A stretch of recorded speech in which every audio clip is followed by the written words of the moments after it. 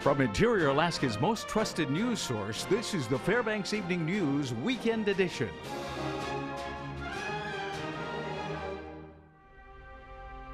Good evening and welcome to our Saturday edition of the Fbx Evening News. I'm Katie Looper, our top story tonight. Today marked day 2 of Governor Walker's Building a Sustainable Future Conference. The 3-day event wraps up tomorrow and is being held on the UAF campus. Over 160 Alaskans are gathered to discuss the future of the 49th state. Over the course of the weekend, participants are hearing from experts within and outside of government on how to build Alaska's economy. The state faces a $4 billion budget deficit this year amid falling oil prices. A white paper on revenue possibilities for the governor listed 6 options, including tax measures aimed at the oil and gas industry, as well as other portions of the economy, and new statewide tax measures impacting individual Alaskans. It also listed options involving Alaska's financial assets, including the Permanent Fund. ASUAF Student Body President Matthew Carrick helped welcome the participants. He has his own ideas on how to diversify the Alaska's economy. I think that Alaska's unique location and people opens up a lot of opportunities for different industries beyond just the natural resources that we've used in the past, and that there are lots of ways that we can help advance into the future. The state's 2 special legislative sessions so far have cost at least $430,000, with expenses still being tallied. According to the Legislative Affairs Agency, past special sessions have typically cost around $30,000 a day. This year has been different since the first special session had an 11-day recess with only committee members that were still working getting their daily allowance. It's also very much out of the ordinary to see a special session in Anchorage last more than a day. The Fairbanks City Council meets Monday night at 7 in chambers at 800 Cushman Street. One item on the agenda is a contract between the International Brotherhood of Electrical Workers, Local 1547, and the city. The item will be open for public comment and the council is expected to vote on it. As proposed, the contract would cover 2 years and give union members a 1.5% raise in salary and benefits, plus a one-time $300 payment. An Esther man accused of shooting at another man last November has been sentenced to 2.5 years in prison. 35-year-old Jerome Phillips entered into a plea deal with the state in which all of the assault-related charges were dropped. In exchange, he pleaded no contest to vehicle theft. He was originally charged with assault, felon in possession of a firearm, and weapons misconduct, all felonies. The charges were in connection with an incident that occurred at some cabins off the Parks Highway near Esther. And yesterday we informed you that construction would begin in the next 2 weeks on Cushman Street. This will result in some major changes to the roadway. The improvements include narrowing the streets to 2 lanes while making the sidewalks wider and including more space for trees. Additionally, the street will once again become one-way. According to an official, the 2-way experiment reversing the direction for 3 blocks was not successful. And so with this project, we're going to convert it back to the way that it was, put it back to one-way between those streets, and the fire department's been very accommodating. They'll just have to drive their fire truck over 1 more block to head south to Airport Way. So they're okay with it, and I think the residents of the community are going to like it better back the way that it was.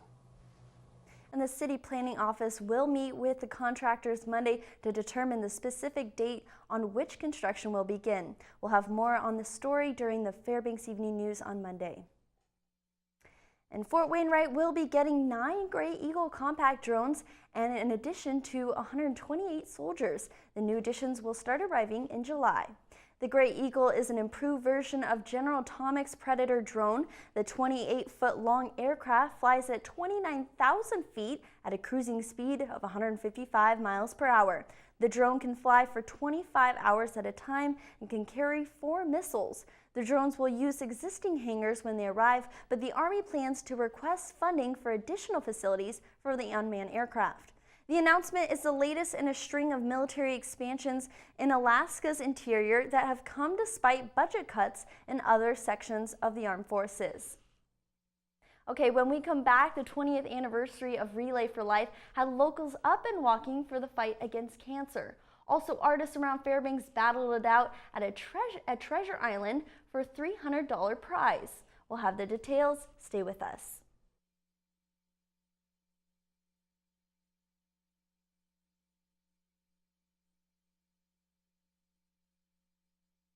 Welcome back. This year marks the 20th anniversary of Fairbanksans fighting back against cancer in the Relay for Life. This event's mission is to raise money and awareness, and so far, Fairbanks has raised over $4 million in the battle against this disease. Cancer doesn't stop to sleep, so organizers hold this event for 24 hours on the West Valley High School track. They kept walkers entertained all night along with live performances, in addition to the many foods and activities. The track was lined with white paper bags filled with sand. Participants wrote the name of someone they lost to cancer on one of those bags, and later in the night they lit all the bags on fire to commemorate those loved ones. About 60 teams jumped on board for the event, including local businesses, organizations, churches, and family supporters.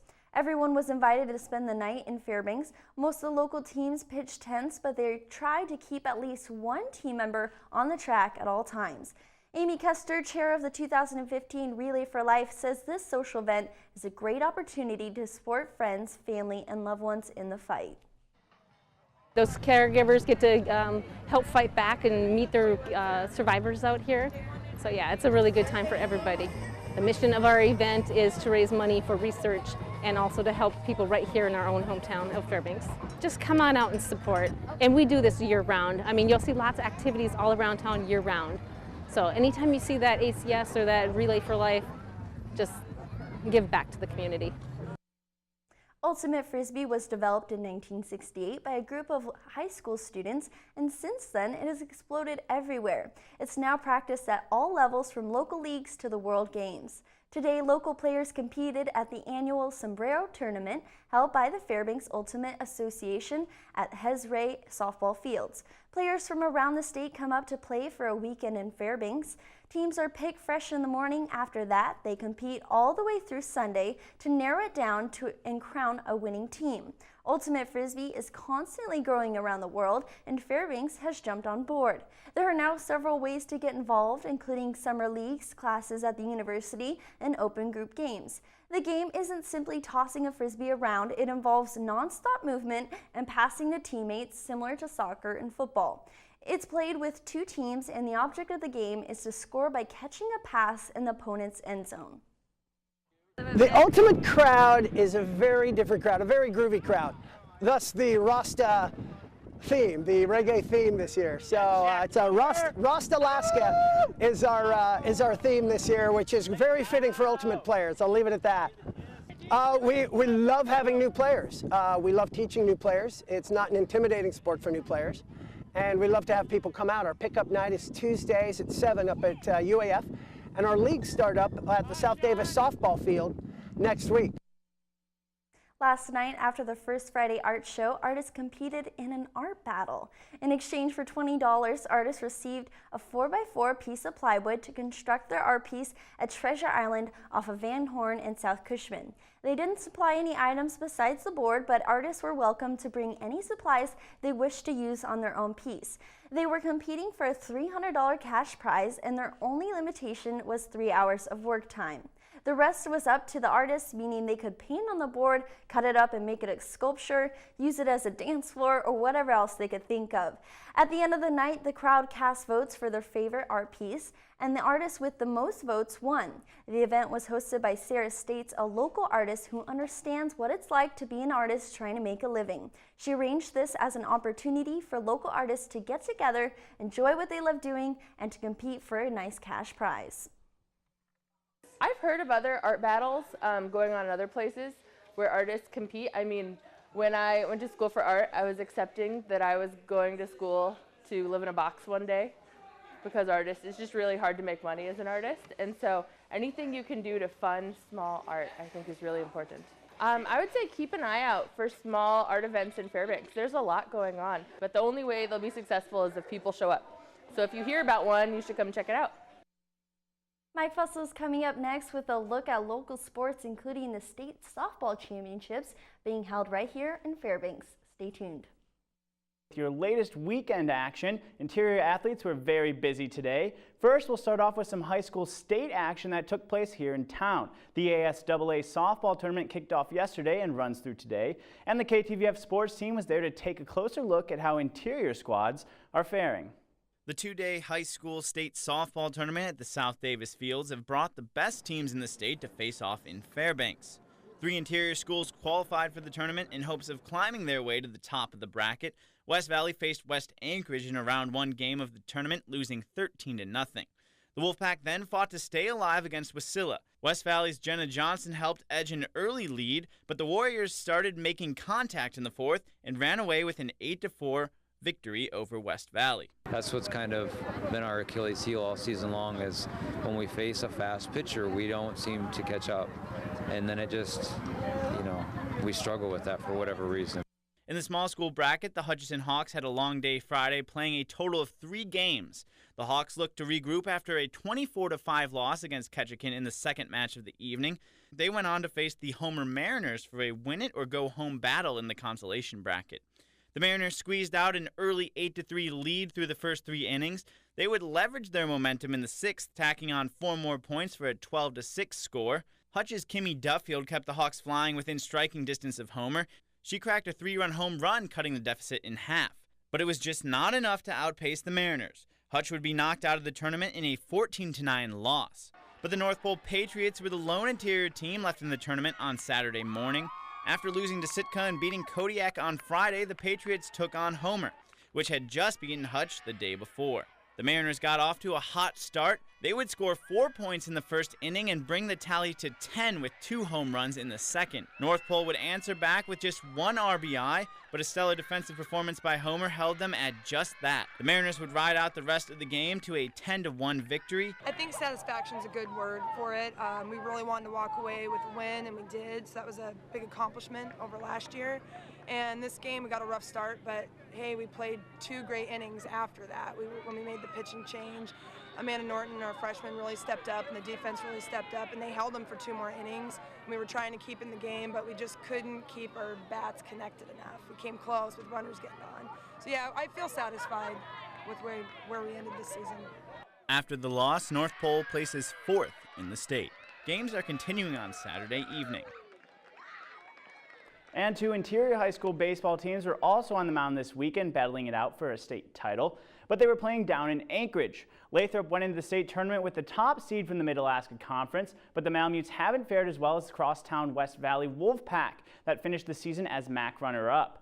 Lathrop is now out of the tournament after losing 2 straight games, the last being a 17-7 loss to Wasilla, and the West Valley Wolfpack has made their way to the 3rd place game after a first-round win over Ketchikan and a loss to Chugiak. The Wolfpack lost a close match to Juneau Douglas 2-1, nabbing the 4th place spot in the state. And we saw state high school track action last weekend, but competitors who were just a bit younger and looking to follow in the footsteps of their older counterparts stepped up to the starting line earlier today. It was all for the Alyeska Track and Field Games at Lathrop High School. Elementary-age children competed in a number of events, including long jump, a softball throw, and running races. The competition is held despite the interest in the sport of track and field to younger generations and to promote health and well-being. In fact, the first-place winners received a bicycle in addition to their medals. And CrossFit athletes from across the state of Alaska are coming together to compete against one another in a series of fitness-inspired challenges. The event, called the Alaskan Affiliate Cup, is taking place at the Carlson Center on Saturday and Sunday. This is the first time a CrossFit competition of this magnitude has been offered to Alaskans. Teams of around 10 competitors will duke it out in up to 20 to 30 tests of strength and endurance. They range from simple push-up contests and rope climbing to multi-movement power exercises. The ultimate goal for members of Alaska's CrossFit gyms, the Affiliate Cup, is being crowned as the fittest club in the state. And that about brings us to the buzzer for sports tonight. Katie Looper is up next with your full weather forecast. Thanks for checking in, and we'll see you next weekend. Welcome back to our Saturday edition of the Fbx Evening News. So as you guys might have saw earlier, I was out at the softball fields today watching them play ultimate frisbee. Right. Have you gotten the chance, Mike? Yeah, it's actually a very fun sport. A lot of running though, so it's a good way to stay in shape, but it's fun. Yeah, no, I've seen them play up the UAF Student Rec Center, and it looks like a ton of fun. I've always actually wanted to join. Yeah, well, apparently you can. So. Yeah, exactly. But let's take a look at the weather for today. We'll start with our almanac. There's a normal high of 69, a recent low of 46. Our record high got up to 87 in 1957 and a record low of 31 in 1963. Our sun rose at 3:20 this morning and it sets at 1:23.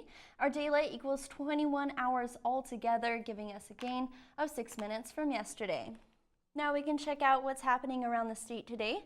Rain showers for Juneau and Ketchikan in the mid to lower 50s. Same with Anchorage and Kodiak. Cloudier skies in Cold Bay at 53 degrees, but sunny skies in Bethel at 57. Up in the north, Barrow is at 36 degrees with cloudy skies, and Fairbanks interior area is having partly sunny skies with a little bit of rain showers around 66 degrees. Now as we move on down to our lower 48 area, we can see sunny skies for Seattle at 85 degrees. Las Vegas, Phoenix region is really hot, around 90 degrees. As we move over to the east, we can see Minneapolis is sitting at 79 with thunder and lightning storms. Same with New Orleans and Miami area, all around 90 degrees down there in the south. And as for New York, northern area, 74 degrees with partly sunny skies. Okay, as for next week, there's going to be some spotty thunderstorms up there in the northwest, but we can see warmer temperatures pretty dominant over the country. And down in our south area, yet showers and thunderstorms as we move over to the east, same with up there in the north area for New York and also for Florida, Miami area. Now let's move on back to Alaska, mostly cloudy in Barrow, partly sunny in Fort Yukon and Nome. Temperatures around mid-40s for Barrow and Nome and 67 for Fort Yukon. And let's move on down to the interior, mostly cloudy in Healy and partly sunny in Delta and Fairbanks. Nice temperatures all in the mid-60s.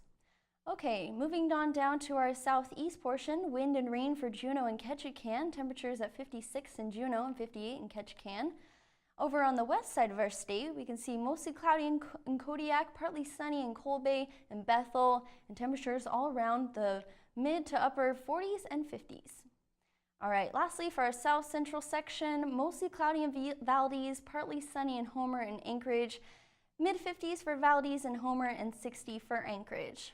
For tonight's forecast, 46 degrees, partly cloudy with widely scattered showers. Tomorrow we can expect nice temperatures right around 70 degrees and partly sunny. Lastly, for our extended outlook, 65 degrees up to 70 on Thursday. And as for our nightly temperatures, 45 to 50 degrees. So we're just reporting pretty consistent temperatures every weekend, really. Right, yeah, that's pretty mild, but I'll take it. It's not too hot. It's enjoyable. It's something to look forward to. Exactly. All right, but that's going to wrap up this Saturday edition of the Fbx Evening News, and we're glad you could join us. But before we go, we wanted to remind you that today is the celebration of D-Day. Yep, that's right, Mike. 71 years ago today, more than 150,000 soldiers launched an attack in the area of Normandy, France, that would begin the end of World War II. And close to 10,000 Americans gave their lives that day for the freedoms we enjoy today. Yep, and from all of us here at the News Center, have a great rest of your weekend.